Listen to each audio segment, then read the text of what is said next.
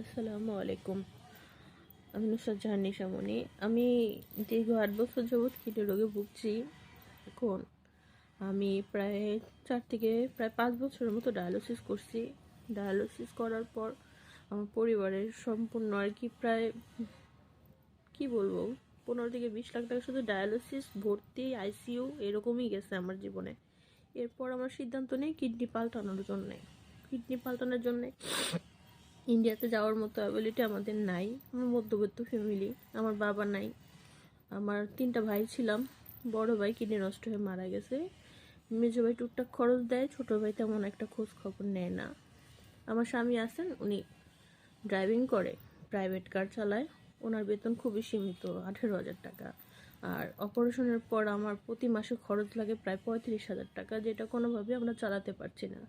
আপনার কাছে বিনীত অনুরোধ, যারা আপনাদের সামর্থ্য আছে আমাকে একটু সহযোগিতা করুন। আমার আসলে এখন বর্তমানে ওষুধ খরচ একেবারেই চলতেছে না। আর ওষুধ না খেলে আমার কিডনি মানে এখন প্রায় নষ্ট দিক চলে গেছে। ডাক্তার বলছে কেন আমার অনেক ওষুধ মিস গেছে। এখন যতটুকু আছে ততটুকু টিকায় রাখার জন্য আমার ওষুধ খুবই জরুরি, নইলে আমার আবার সেই ডায়ালিসিস জীবনে যাইতে হবে, যেটা আমি চাই না। আমি প্রচুর কষ্ট করছি ডায়ালিসিসে। এই হাত আমার ডায়ালিসিস করতে করতে ফোটা করতে করতে এই অবস্থা হয়েছে। হাতে কিছু নাই, হাত ফুইলা রক ফুইলা একাকার হয়ে গেছে।